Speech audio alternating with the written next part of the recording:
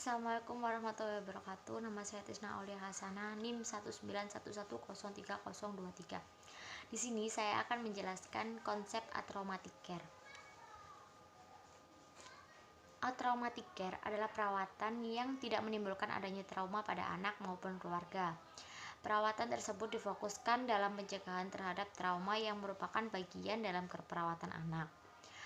Perhatian khusus kepada anak sebagai individu yang masih dalam usia tumbuh kembang sangat penting karena masa anak merupakan proses menuju kematangan.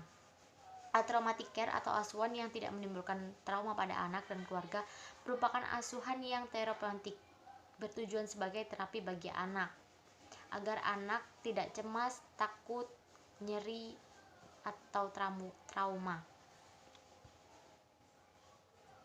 Prinsip perawatan atraumatik pada anak. Pada umumnya, anak yang dirawat di rumah sakit akan timbul rasa takut, baik pada dokter maupun perawat. Apalagi jika anak telah mempunyai pengalaman mendapatkan imunisasi. Dalam bayangannya, perawat atau dokter akan menyakiti dan menyuntik. Selain itu, anak juga merasa terganggu hubungan dengan orang tua dan saudaranya. Lingkungan di rumah tentu berbeda bentuk suasana dan dengan ruangan perawatan. Reaksi pertama selain ketakutan, tidak mau makan dan minum, bahkan sampai menangis, untuk mengatasi masalah tersebut adalah memberikan perawatan atraumatik. Prinsip-prinsip perawatan atraumatik yang harus dimiliki oleh perawat anak. Yang pertama, menurunkan atau mencegah dampak perpisahan dari keluarga. Dampak perpisahan dari keluarga, anak akan mengalami gangguan psikologis seperti kecemasan, ketakutan, kurangnya kasih sayang. Gangguan ini akan menghambat proses penyembuhan anak dan dapat mengganggu pertumbuhan dan perkembangan anak. Bila anak dirawat di rumah sakit selama itu tidak boleh berhubungan dengan orang tuanya, maka ia akan merasa ditolak oleh keluarganya dan mengakibatkan anak cenderung emosi saat kembali kepada orang tuanya. Yang kedua, meningkatkan kemampuan orang tua dalam mengontrol perawatan pada anak. Melalui peningkatan kontrol orang tua pada diri anak diharapkan anak mampu dalam kehidupannya. Anak akan selalu berhati-hati dalam melakukan aktivitas sehari-hari, selalu bersikap waspada dalam segala hal, serta pendidikan terhadap kemampuan dan keterampilan orang tua dalam mengawasi perawatan anak. Yang ketiga, mencegah atau mengurangi cedera, injury, dan nyeri dampak psikologis. Mengurangi nyeri merupakan tindakan yang harus dilakukan dalam keperawatan anak. Proses pengurangan rasa nyeri tidak bisa dihilangkan secara cepat, akan tetapi dapat dikurangi melalui berbagai teknik, misalnya distraksi, relaksasi, atau imaginary. Apabila tindakan pencegahan tidak dilakukan, maka cedera dan nyeri akan berlangsung lebih lama pada anak sehingga dapat mengganggu pertumbuhan dan perkembangan anak. Yang keempat, tidak melakukan kekerasan pada anak. Secara umum, kekerasan didefinisikan sebagai suatu tindakan yang dilakukan oleh individu terhadap individu lainnya yang mengakibatkan gangguan fisik dan psikis. Kekerasan pada anak adalah tindakan yang dilakukan seseorang atau individu pada mereka yang belum genap berusia 18 tahun, yang menyebabkan kondisi fisik dan psikis terganggu. Kekerasan pada anak akan menimbulkan gangguan psikologis yang sangat berarti dalam kehidupan anak. Apabila ini terjadi pada saat anak dalam proses tumbuh kembang, maka kemungkinan pencapaian kematangan akan terhambat. Dengan demikian, tindakan kekerasan pada anak sangat tidak dianjurkan karena akan memperberat kondisi anak, seperti melakukan tindakan keperawatan yang berulang-ulang. Yang kelima, modifikasi lingkungan fisik. Melalui modifikasi lingkungan fisik rumah sakit yang bernuansa anak dapat meningkatkan keceriaan, perasaan aman dan nyaman bagi lingkungannya. Anak selalu berkembang dan merasa nyaman di lingkungan. Memodifikasi ruang perawat dengan cara membuat situasi ruang perawat seperti di rumah, dengan ruangan tersebut memerlukan dekorasi seperti bergambar binatang atau bergambar bunga.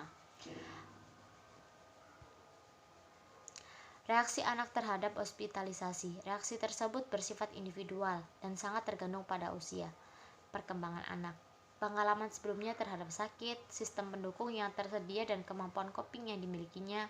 Pada umumnya, reaksi anak terhadap sakit adalah kecemasan karena perpisahan, kehilangan, perlukaan tubuh, dan rasa nyeri. Reaksi anak pada hospitalisasi. Yang pertama, masa bayi 0-1 tahun. Reaksinya seperti menangis keras, pergerakan tubuh yang banyak, ekspresi wajah yang tidak menyenangkan. Yang kedua, masa toddler 2-3 tahun. Sumber utama adalah cemas akibat perpisahan. Di sini respon perilaku anak berlangsung dalam 3 tahap, yaitu tahap protes, menangis, menjerit, menolak perhatian orang lain. Yang kedua, putus asa, menangisnya berkurang. Yang ketiga, dia mulai menerima. Yang ketiga adalah masa prasekolah 3-6 tahun. Reaksinya seperti menolak makan, sering bertanya, menangis perlahan, tidak kooperatif terhadap petugas, karena seringkali dipersepsikan anak sekolah sebagai hukuman, sehingga ada perasaan malu, takut, sehingga menyebabkan reaksi agresif. Yang keempat, masa sekolah 6-12 tahun. Perawatan di rumah sakit memaksa meninggalkan lingkungan yang dicintai, keluarga, kelompok sosial, sehingga menimbulkan kecemasan, kehilangan kontrol, berdampak pada perubahan peran dalam keluarga, kehilangan kelompok sosial, perasaan takut mati, kelemahan fisik, reaksi nyeri bisa digambarkan dengan verbal dan non-verbal. Yang terakhir adalah masa remaja 12-18 tahun. Anak remaja begitu percaya dengan terpengaruh kelompok sebayanya. Saat merasa cemas karena berpisah tersebut, pembatasan aktivitas, kehilangan kontrol, reaksi yang muncul seperti menolak perawatan, tindakan yang akan dilakukan. Yang kedua, tidak kooperatif dengan petugas, perasaan sakit akibat perlukaan menimbulkan respon, bertanya-tanya diri, menolak kehadiran orang lain, seperti itu. Assalamualaikum warahmatullahi wabarakatuh. Nama saya Nadia Sukma Pratama, NIM 19110301. Saya akan melanjutkan presentasi dari Trisna. Permainan terapeutik. Bermain merupakan suatu aktivitas bagi anak yang menyenangkan dan merupakan suatu metode bagaimana mereka mengenal dunia. Bagi anak, bermain tidak sekedar mengisi waktu, tetapi merupakan kebutuhan anak seperti halnya makanan, perawatan, cinta, kasih, dan lain-lain.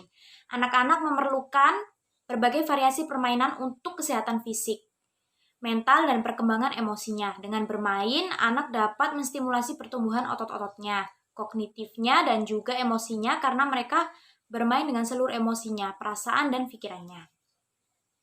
Selanjutnya, macam-macam bermain. Yang pertama, bermain aktif. Bermain aktif meliputi bermain mengamati atau menyelidiki, exploratory play.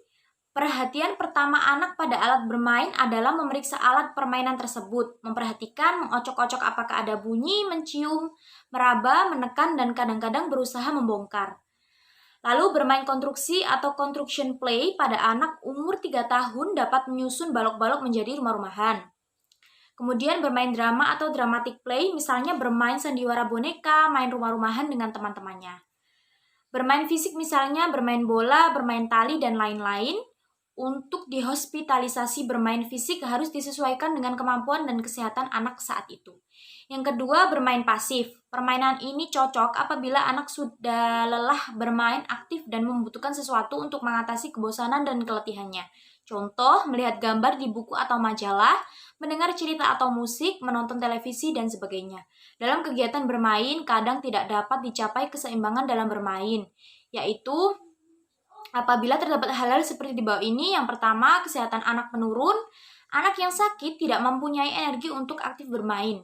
Yang kedua, tidak ada variasi dari alat permainan, tidak ada kesempatan belajar dari alat permainannya, dan tidak mempunyai teman bermain. Selanjutnya, pencegahan kecelakaan pada anak. Ada beberapa cara pencegahan kecelakaan terhadap anak sebagai berikut. Yang pertama, jatuh dari tempat tidur.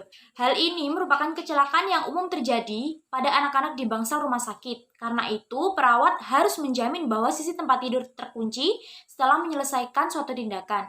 Yang kedua, mandi. Tersiram air panas ataupun tenggelam merupakan konsekuensi dari perencanaan dan prosedur yang sembrono. Tidak selalu memungkinkan untuk mencegah anak masuk ke kamar mandi karena hal ini sebagian besar tergantung pada penataan bangsal. Yang ketiga, obat-obatan penyimpanan. Obat-obatan secara aman merupakan ketentuan hukum yang mengikat semua perawat. Selama pembagian obat harus di bawah pengawasan perawat. Yang terakhir, peralatan atau rumah sakit. Setiap peralatan yang digunakan harus dalam keadaan dapat dipakai secara mekanis dan listrik dalam keadaan aman seperti termometer, permainan dari rumah sakit, spuit, dan lain-lain. Selanjutnya, intervensi keperawatan. Intervensi keperawatan yang pertama, upaya meminimalkan stresor atau penyebab stres dapat dilakukan dengan cara yang pertama mencegah atau mengurangi dampak perpisahan, mencegah perasaan kehilangan kontrol, mengurangi atau meminimalkan rasa takut terhadap perlukaan tubuh dan rasa nyeri. Yang kedua, upaya mencegah atau meminimalkan dampak perpisahan. Yang pertama melibatkan orang tua berperan aktif dalam perawatan anak, modifikasi ruang perawatan, mempertahankan kontak dengan kegiatan sekolah dan surat menyurat, bertemu dengan teman sekolah. Terima kasih. Assalamualaikum warahmatullahi wabarakatuh. Nama saya Putri Maninda Sifani, NIM 191101303. Di sini saya akan menjelaskan tentang traumatic care. Di sini saya akan menjelaskan tentang 4 intervensi keperawatan.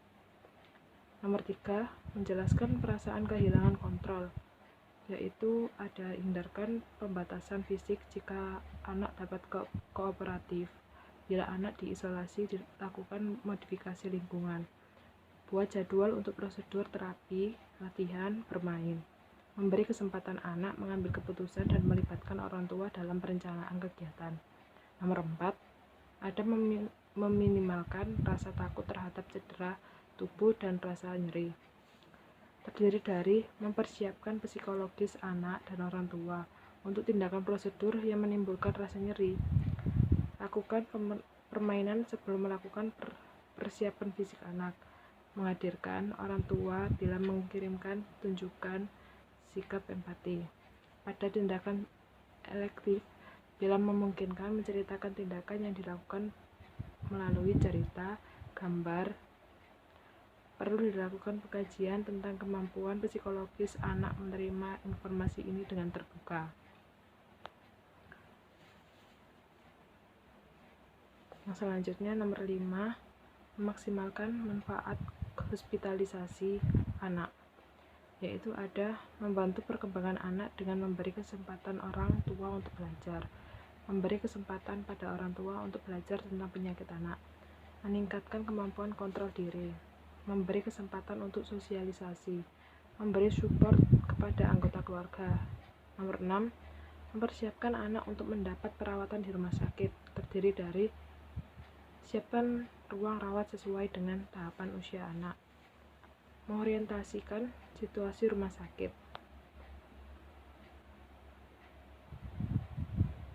Dan di sini saya akan menjelaskan tentang kesimpulan traumatic care.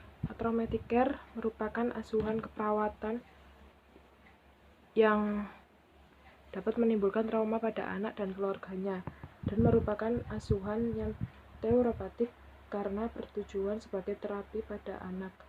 Traumatic care merupakan bentuk perawatan terapeutik yang diberikan oleh tenaga kesehatan dalam tatanan kesehatan anak melalui penggunaan tindakan yang dapat mengurangi stres fisik maupun stres psikologis yang dialami anak maupun orang tuanya.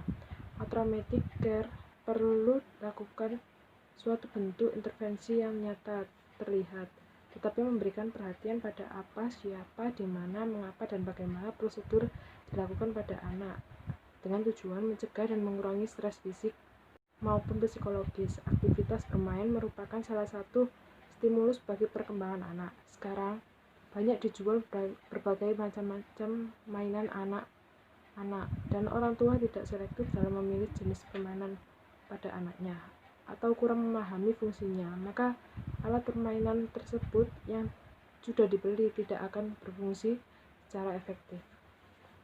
Sekian dari saya. Wassalamualaikum warahmatullahi wabarakatuh.